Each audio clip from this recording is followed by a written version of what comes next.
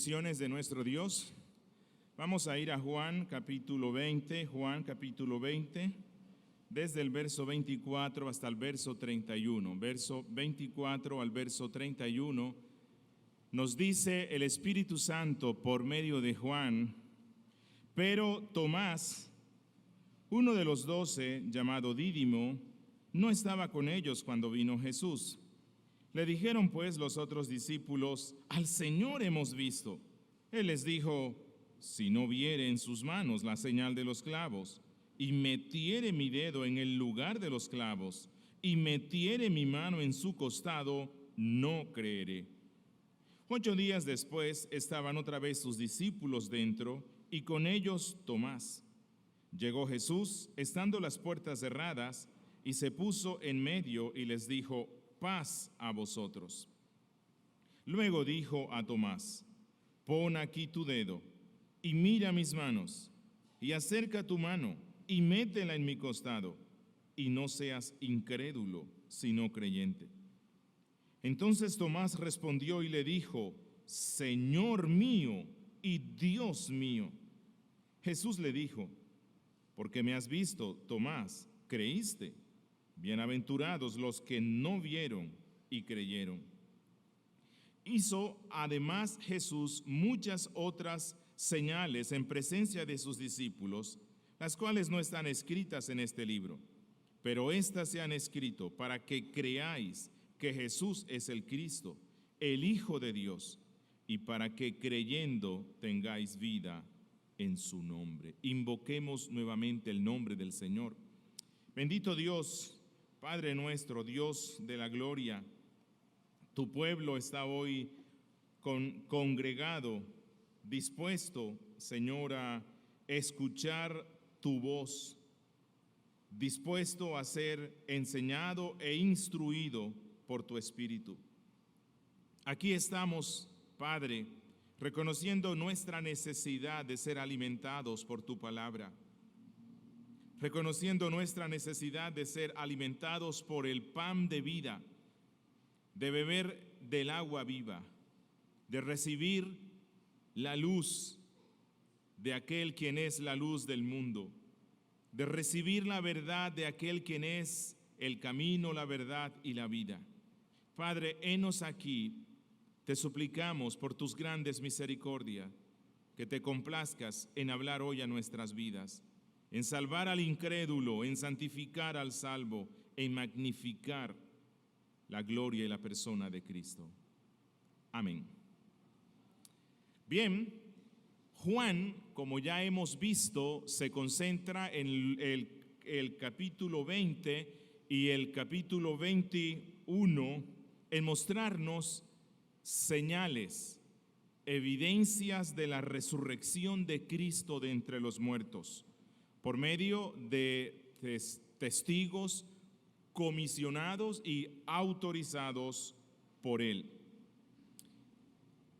Pensemos un poco, especialmente en aquellos que aún les cuesta aceptar este hecho de la resurrección de Cristo, y recordemos que desde el siglo I los enemigos de Cristo han tramado y han ideado ciertos conceptos para cuestionar que Él resucitó. Y uno de estas mentiras, de estas difamaciones, es que los discípulos osados, valientes, se atrevieron a enfrentarse con los soldados de Roma que estaban custodiando la tumba y sacaron el cuerpo de Cristo e inventaron esta mentira. Pero Juan nos muestra que las cosas no eran así.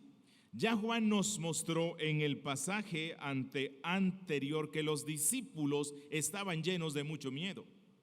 Los discípulos estaban escondidos porque temían que lo mismo que pasó con Cristo pasara con ellos. Es más, el mismo Juan nos muestra que los discípulos mismos no creían que Cristo iba a resucitar.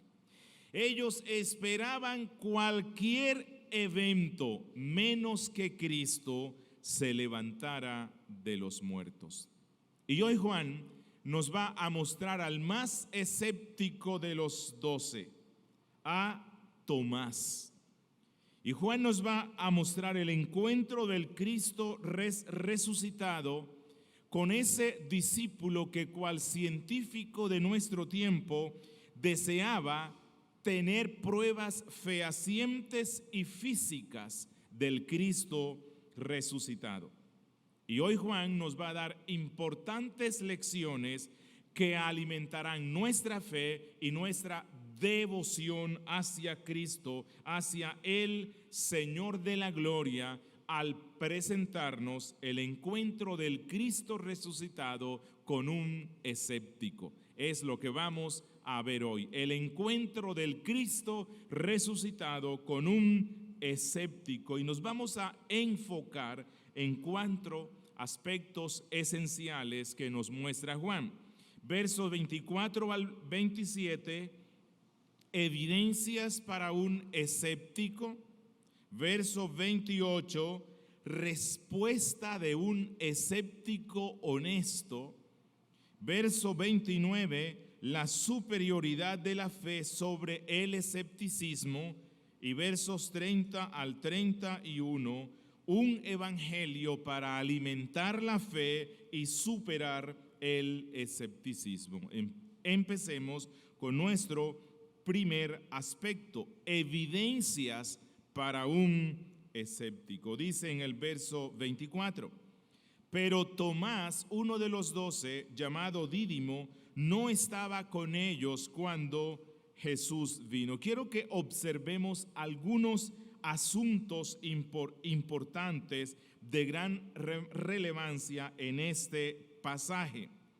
Primero, aunque el primer domingo de la nueva creación, el día de la resurrección de Cristo, solo estaban 10 de los 12 apóstoles.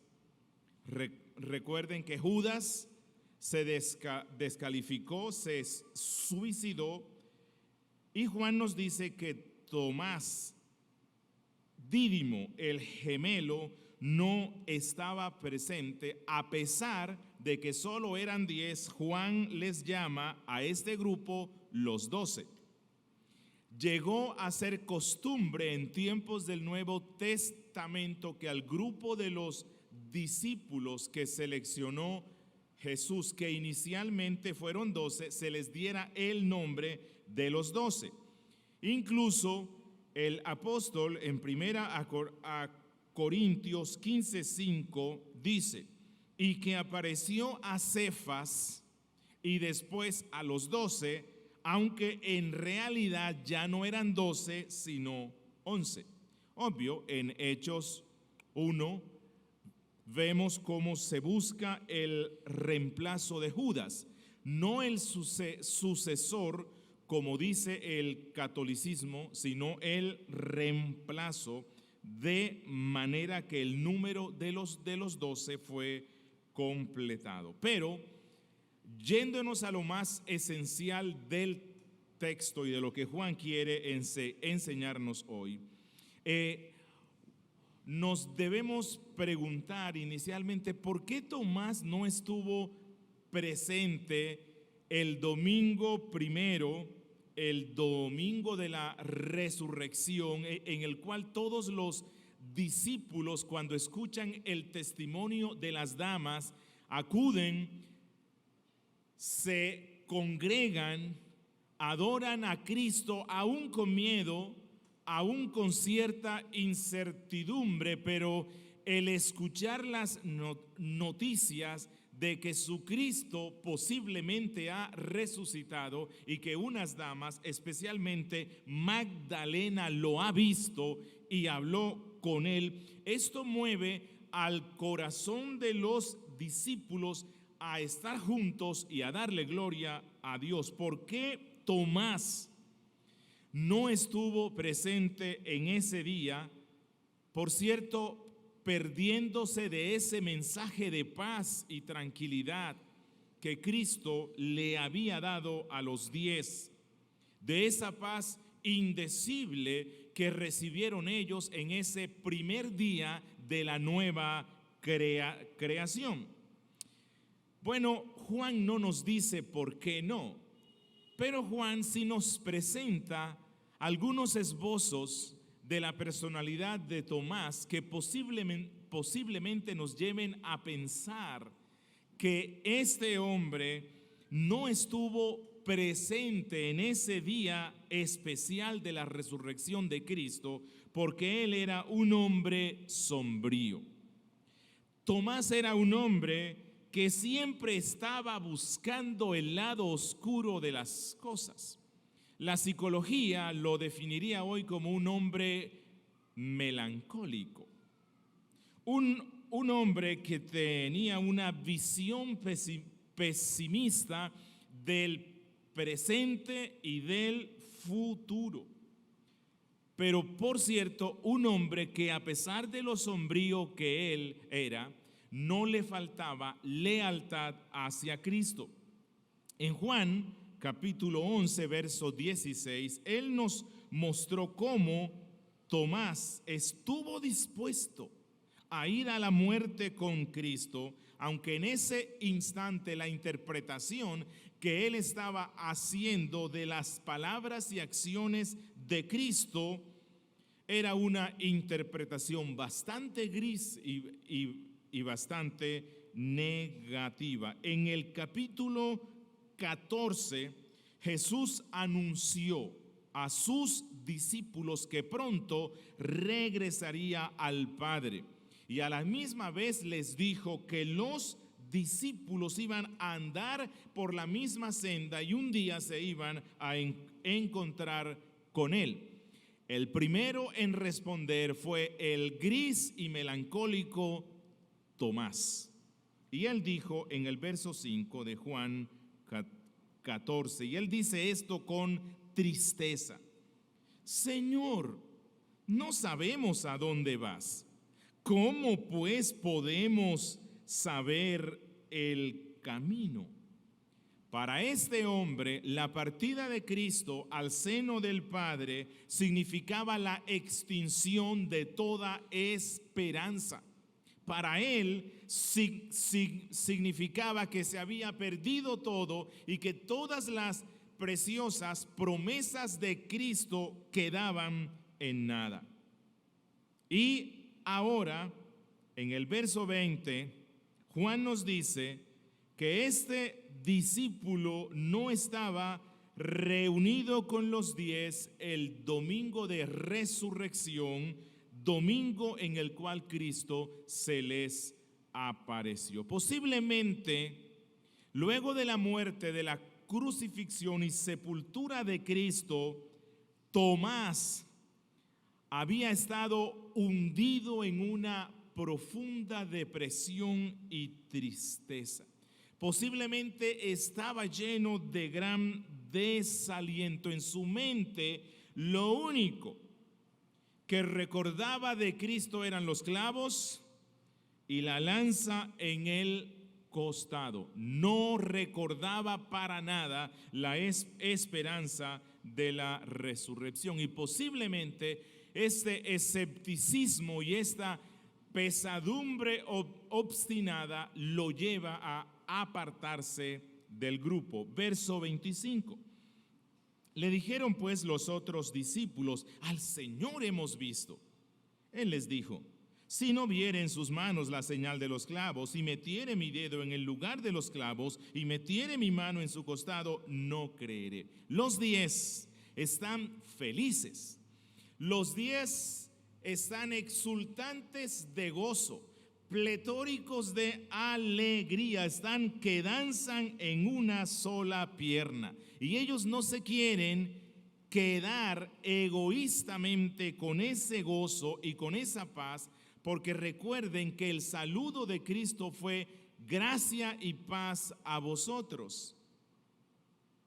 Y ellos deciden compartir eso que recibieron de Cristo el domingo y darlo con el pobre y triste Tomás. Y ellos con ese gozo le cuentan: Jesús ha resucitado, lo hemos visto. Es imposible pensar en la emoción, especialmente de Pedro, que era uno de los más expresivos, la fuerza con la cual él va y le cuenta a Tomás: Tomás, Jesús ha resucitado.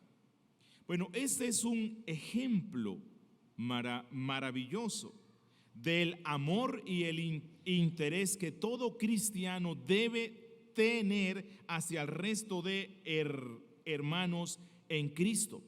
Hemos estado en comunión con Cristo, hemos visto su gloria, hemos recibido su paz y deseamos compartirla con el resto, especialmente con aquellos que son débiles.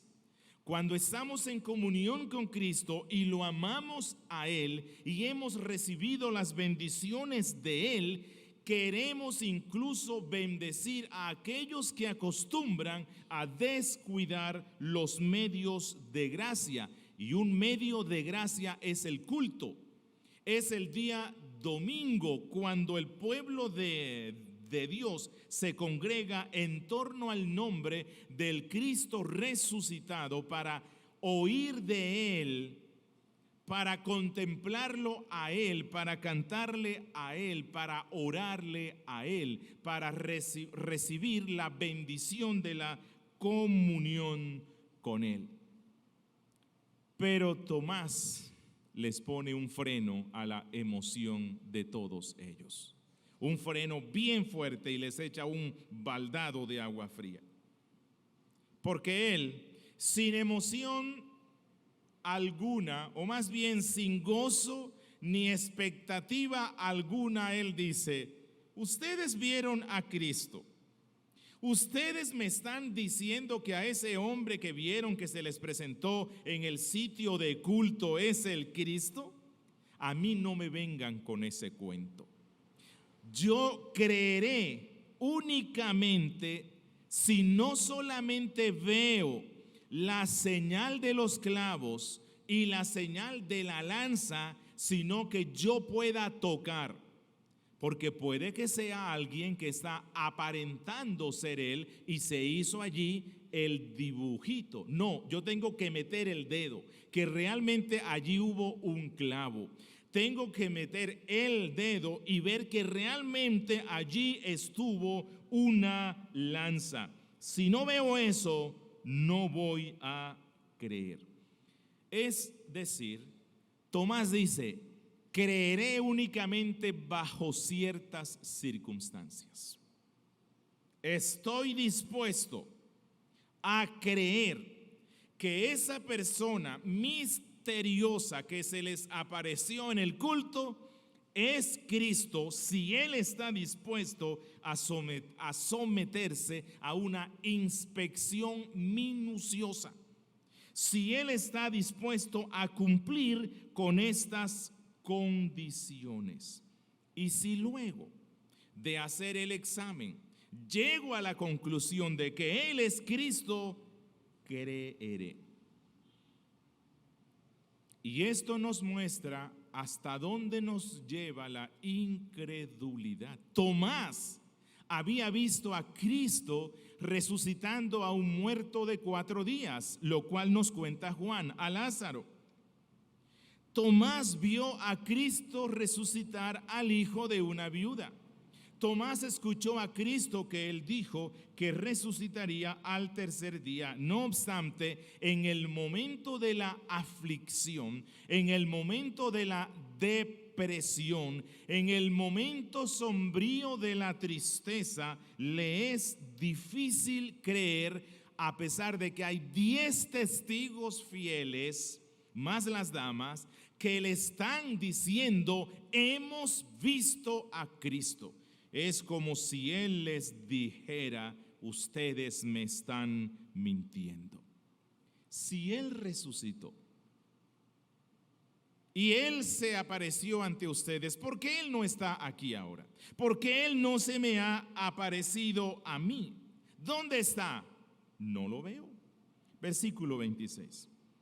8 días después estaban otra vez sus discípulos dentro y con ellos Tomás. Llegó Jesús estando las puertas cerradas y se puso en medio y les dijo: paz a vosotros.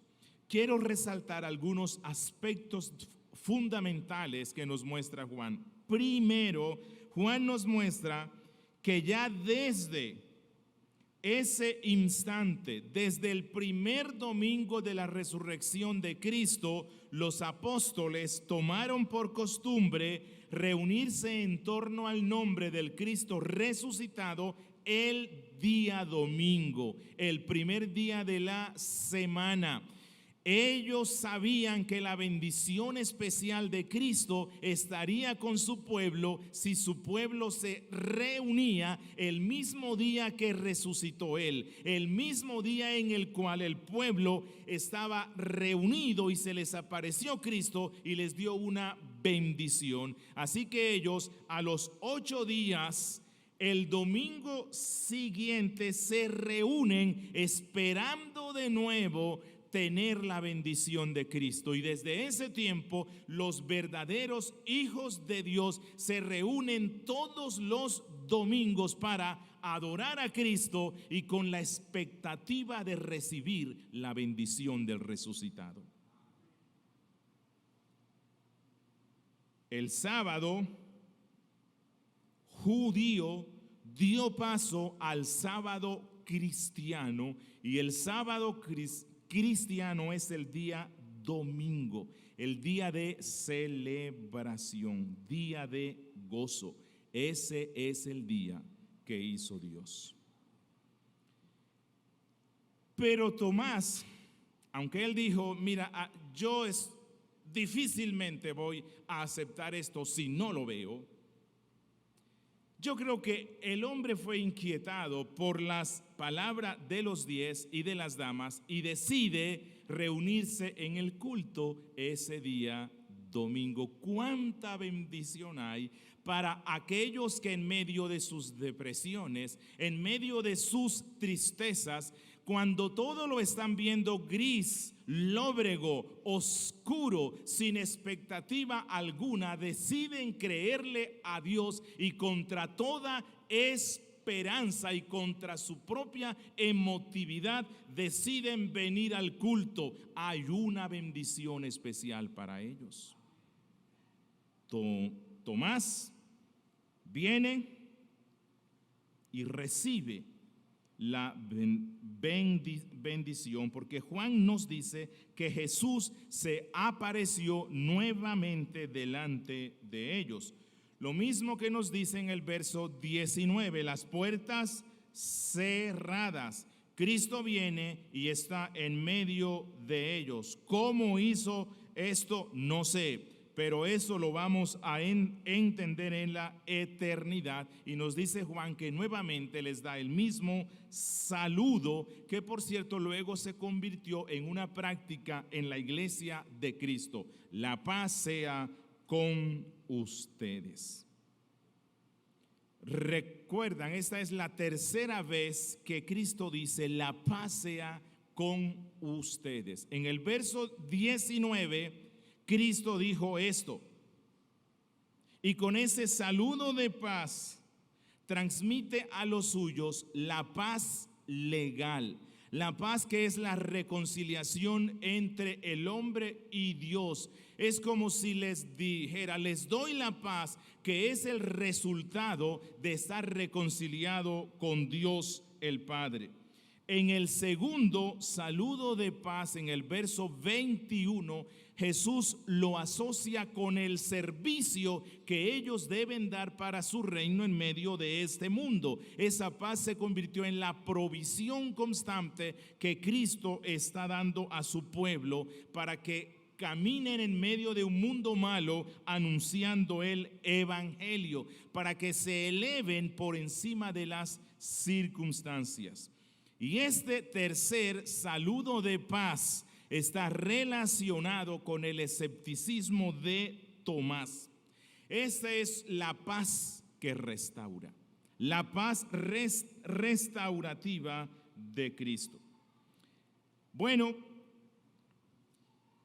Juan en el verso 19 nos había dicho que los discípulos estaban con las puertas herméticamente cerradas porque tenían miedo.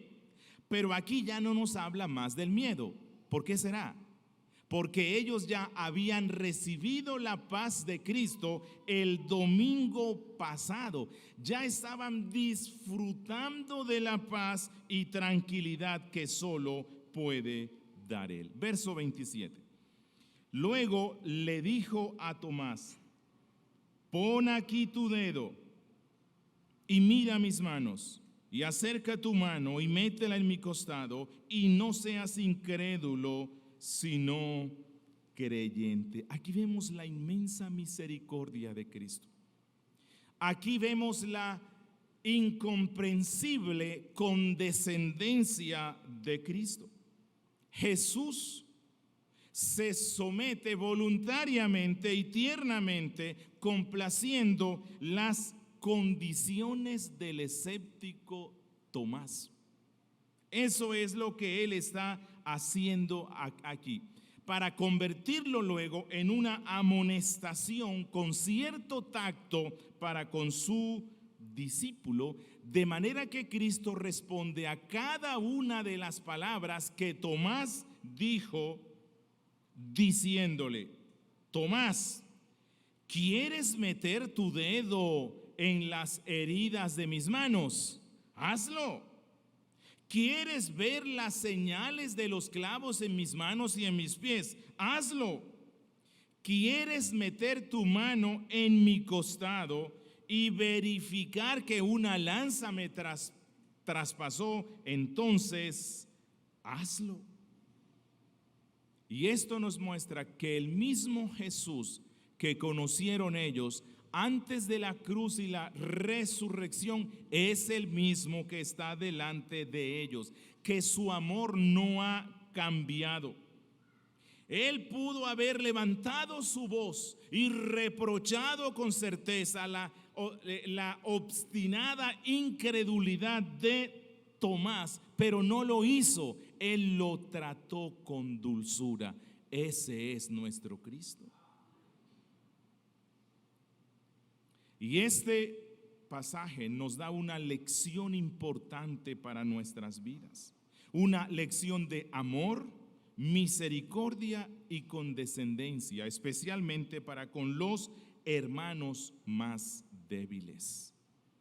Juan Carlos Ayr, hablando sobre esto, dijo, y se los leo textualmente: el Espíritu Santo se ha asegurado de proporcionarnos abundantes pruebas de que además de su compasión, Jesús tiene una gran dosis de paciencia y soporta las debilidades de todo su pueblo. Asegurémonos de empaparnos del Espíritu de nuestro Señor y de imitar su ejemplo. Jamás tachemos a las personas de incrédulas e impías simplemente porque su fe sea débil y su amor tibio. Recordemos el caso de Tomás y seamos compasivos y misericordiosos. Y concluye él: nuestro Señor tiene muchos hijos débiles en su familia, muchos alumnos torpes en su escuela, muchos soldados inexpertos en su ejército y muchas ovejas renqueantes, cojas en su rebaño. Hermano, tú eres dichoso si has aprendido así de Cristo, a tratar de la misma manera al resto de tus hermanos. En la iglesia bautista La Gracia de Dios hay muchos que son como Tomás, que son débiles, pero que a pesar de todo son creyentes, son hijos de Dios, así como Él lo era. Pero Juan en este pasaje nos muestra una vez más la divinidad de Cristo. No solo al mostrarnos cómo se hace presente Él en medio del culto, en medio de una habitación herméticamente cerrada, sino al mostrarnos que Jesús tenía conocimiento pleno, aunque no estuvo presente en el cuerpo, de todo lo que Tomás había dicho, que él tenía un conocimiento perfecto, lo cual nos permite recordar que aunque Cristo en su cuerpo de carne no puede estar en todo sitio, Él sigue siendo el Hijo de Dios, Él sigue siendo Dios, Él sigue siendo omnipresente y omnisciente como el Padre, misterio de misterios. ¿Y qué hace Cristo con este escéptico? Hace lo mismo que hizo por los 10 el domingo pasado. Él le muestra las secuelas de su obra expiatoria. Él le muestra las señales perpetuas que tendrá en su cuerpo al ir a la cruz. Él le muestra aquello que se convierte en el terreno de la verdadera paz. Y esto una vez más nos enseña que cuando nos hemos desviado, que cuando nos hemos extraviado, que cuando estamos en debilidad, lo que restaurará nuestras almas débiles no es el ocuparnos en las doctrinas complejas que la Biblia posee, aunque ellas tienen su espacio, no es el ocuparnos en las complejas profecías del Apocalipsis, aunque ellas tienen su espacio, sino ocuparnos en una cosa, en la verdad fundamental de la expiación, ocuparnos en Cristo, en su persona. Cuando Tomás ve a la persona de Cristo y contempla las secuelas de la expiación de Cristo, al igual que los 10, las dudas se disipan. El miedo se va, el escepticismo desaparece y él cree. Y Cristo le dice: no seas incrédulo, sino creyente. Jesús exhorta, ahora con voz más firme, al discípulo que ya empieza a creer que realmente Él resucitó, para que a partir de ese instante, habiendo contemplado las señales de la expiación de Cristo, dé un giro mental para que sea más creyente. Es como si le dijera Jesús: deshazte de ese hábito de dudar, deshazte de esa costumbre de cuestionar y desacreditar incluso a tus hermanos en la fe. Tomás, renuncia a tu disposición incrédula, convierte en alguien dispuesto a creer y confiar. Y esto nos lleva a nuestro punto 2, verso 28, la respuesta de un escéptico honesto. Verso 28. Entonces Tomás respondió y le dijo: Señor mío y Dios mío. Y no lo dijo así como yo lo estoy diciendo hoy.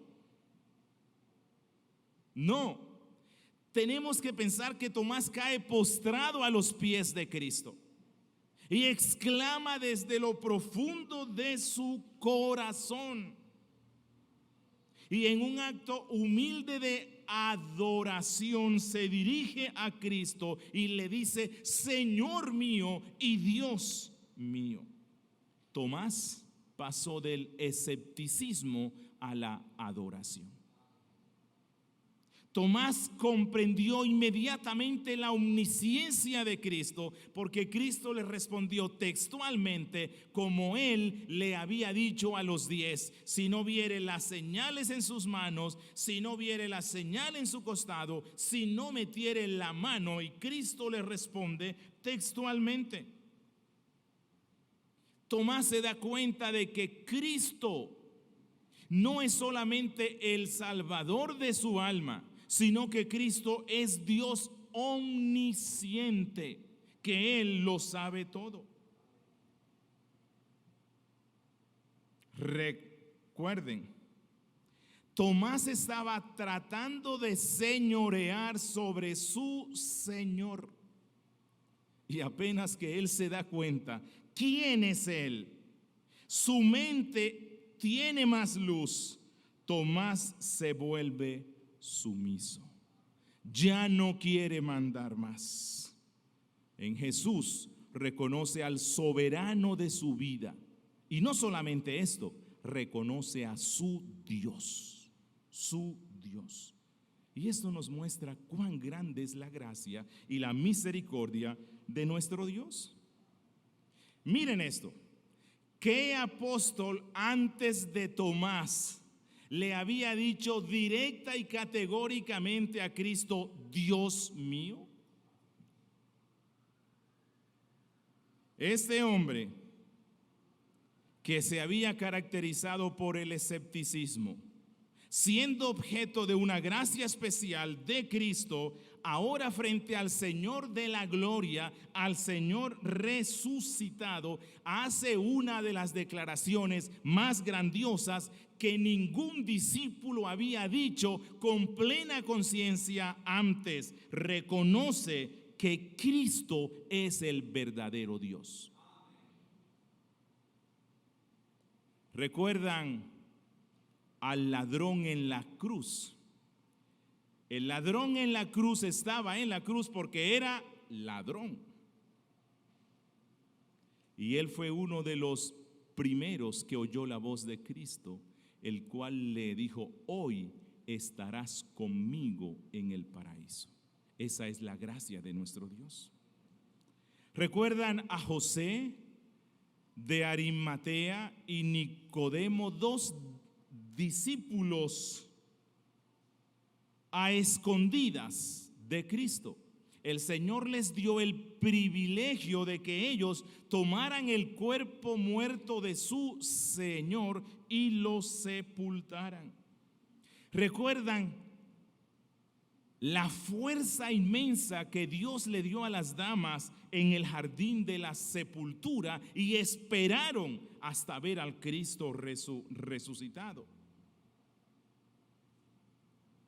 ¿A cuál apóstol fue al que le dijo Cristo, apacienta mis ovejas?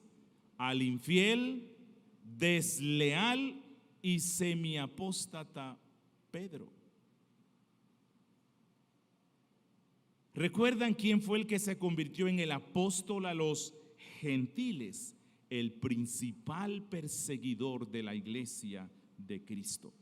Y lo mismo se nos muestra aquí. Tomás fue el único que antes del Pentecostés pudo decir con plena convicción a Cristo, Señor mío y Dios mío. Esto nos muestra que donde abundó el pecado, sobreabundó la gracia. Hay esperanza para ti y para mí.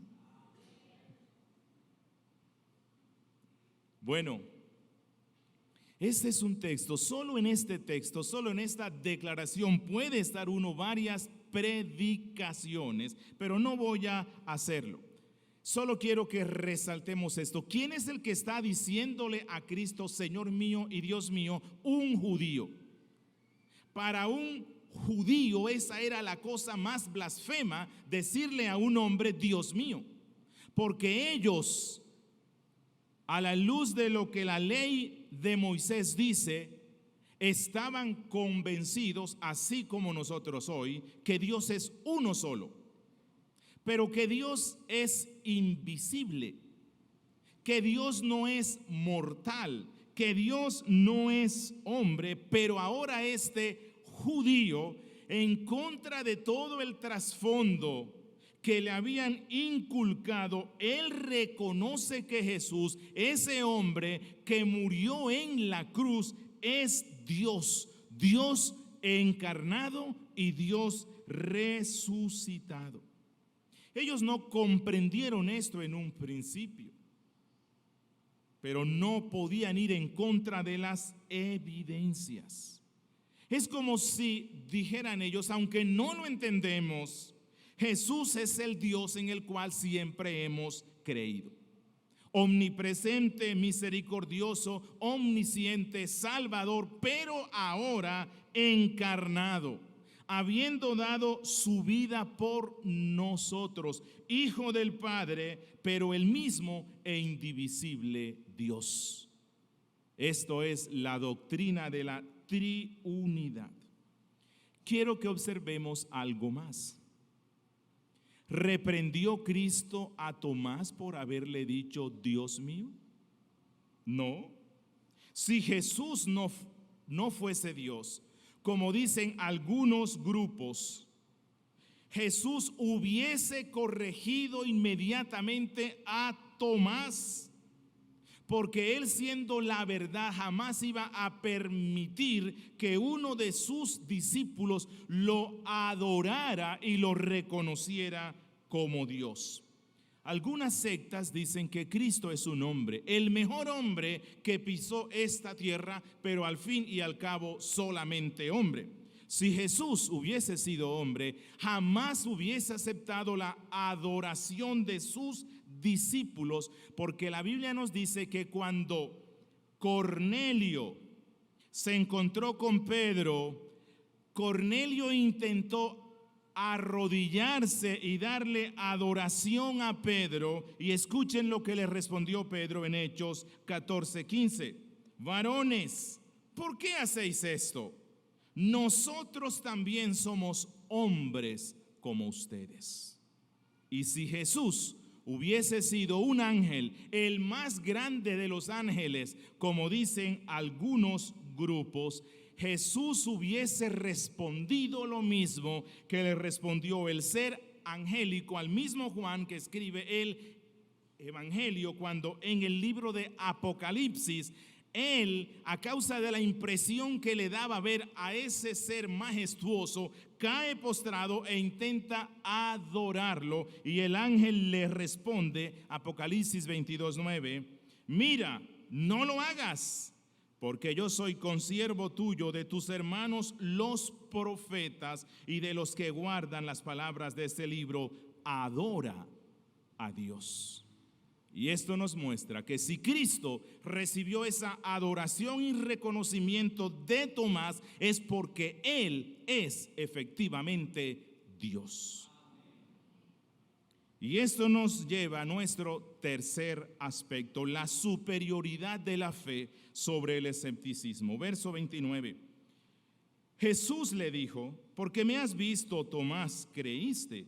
Bienaventurados los que no vieron y creyeron. Las palabras de Cristo no reprenden las conclusiones a las que llega el discípulo cuando dice Señor mío y Dios mío, pero sí reprende y le muestra lo inadecuado, el camino inadecuado que tuvo él para llegar a esa confesión. Lo que Cristo le dice es, usted debió creer sin haber visto. Y Juan deja esto escrito como una instrucción y consuelo para nosotros.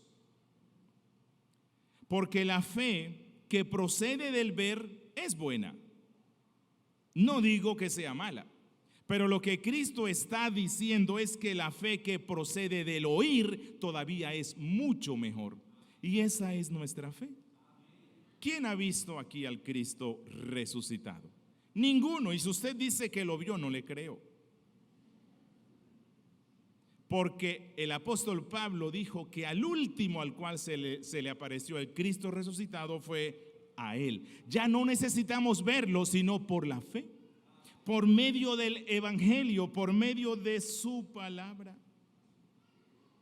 Y esto nos muestra que la fe más genuina no es aquella que se fundamenta en presentes milagros, presentes señales. No, es aquella que se fundamenta en creer en el Evangelio, aunque nunca hayamos visto nada milagroso.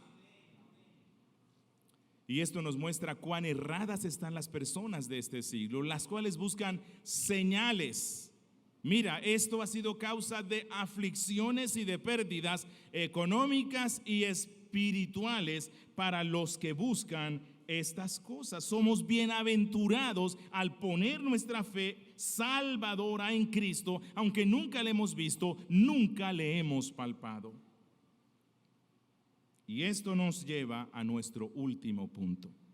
Un evangelio para alimentar la fe y superar el escepticismo. Un evangelio para alimentar la fe y superar el escepticismo. Versos 30 al 31 dice Juan: hizo además Jesús muchas otras señales en presencia de sus discípulos, las cuales no están escritas en este libro, pero estas se han escrito para que creáis que Jesús es el Cristo, el Hijo de Dios, y para que creyendo tengáis vida en su nombre.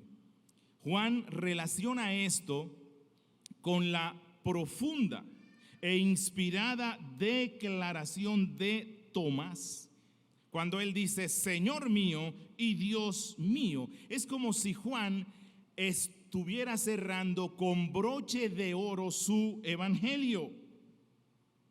Aquí se cumple el propósito por el cual este evangelista escribió este libro, propósito que ya se dejó ver en el primer versículo del primer capítulo, cuando él dijo: en el principio era el verbo, y el verbo era con Dios, y el verbo era Dios. Todo el evangelio de Juan ha tenido como fin principal mostrarnos que Jesús es realmente Dios, Hijo de Dios, de la misma esencia del Padre, y que si alguien quiere ser salvo debe creer esto. Aunque las señales, las que nos presentó Juan, tuvieron como el propósito darnos evidencias claras de que Cristo es realmente el Hijo de nuestro Dios, el Hijo del Padre, por medio de los que vieron y por medio de los que oyeron, aunque nadie vio cómo fue la resurrección de Cristo, porque nadie estuvo presente en el instante mismo en el cual Cristo resucita de los muertos. Lo que Juan sí nos quiere decir es esto: palabra fiel y digna de ser recibida por todos. Jesús fue a la cruz, Jesús bajó a la sepultura, Jesús resucitó y nosotros lo hemos visto, y ustedes serán bienaventurados, dichosos, incluso más que nosotros si lo creen, porque Cristo dice que más dichoso es el que cree sin ver, y nosotros no lo hemos visto.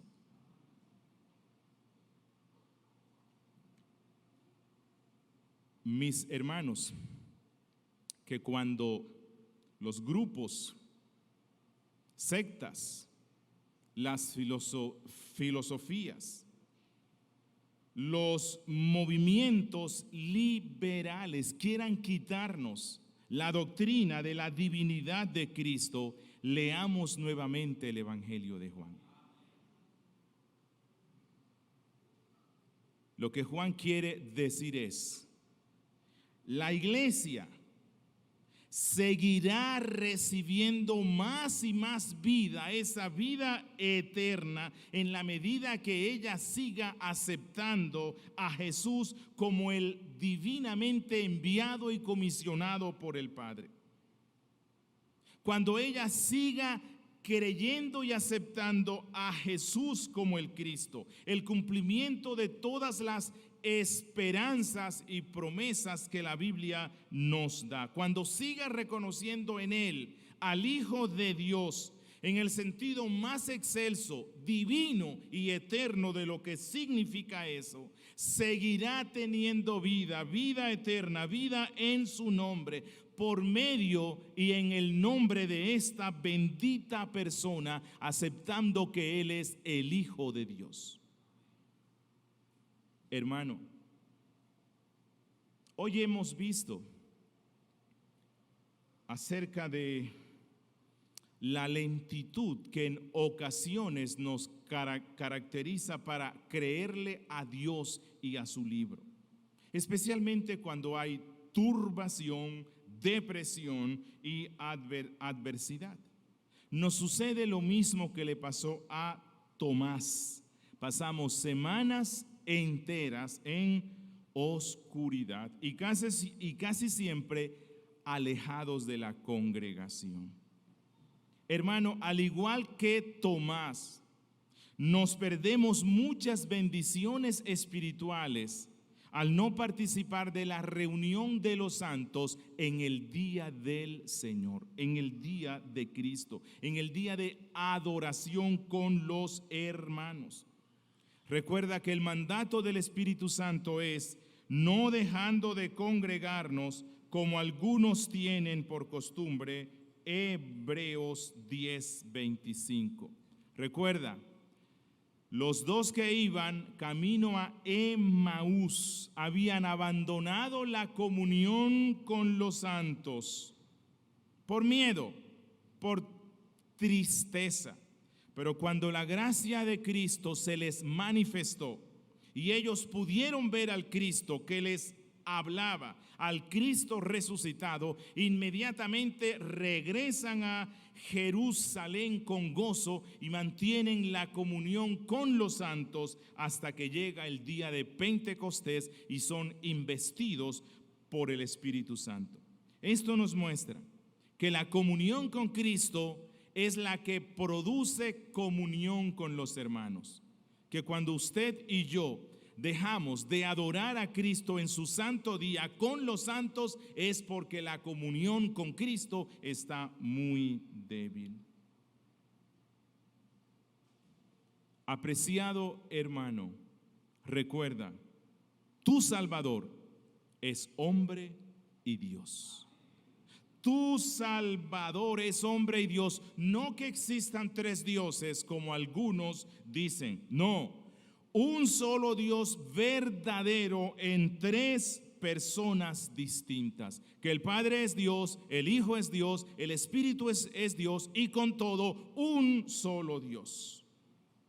Hermanos, la divinidad de Cristo es una de las doctrinas fundamentales del cristianismo y sin ella no tendríamos un poderoso Salvador que nos garantice plena y eterna reconciliación con el Padre. Necesitábamos que nuestro Salvador fuera hombre y a la misma vez Dios. A menos que nuestro Salvador sea Dios mismo, si Él no es Dios, su mediación, su expiación, su intercesión, su sacerdocio y toda su obra de redención carecen de sentido. No pueden salvar a nadie. Así que, hermanos, encomendemos diariamente nuestras almas pecadoras con plena confianza a Cristo. Amigo, ¿has visto hoy la gloria de Cristo? Jesús es Dios y es hombre, y Él dio su vida por gente como tú. Amigo, Cristo te invita hoy para que vengas a Él como Tomás. Yo sé que has tenido dudas, has sido escéptico, cobarde, miedoso, frío, todo lo que quieras. Pero amigo, no te quedes con esas dudas. Ven a Cristo y Cristo se revelará a tu alma. Cristo te salvará y un día con nosotros podrás decirle, Señor mío y Dios mío. Demos gracias al Señor. Padre nuestro que estás en los cielos, gracias por tu evangelio.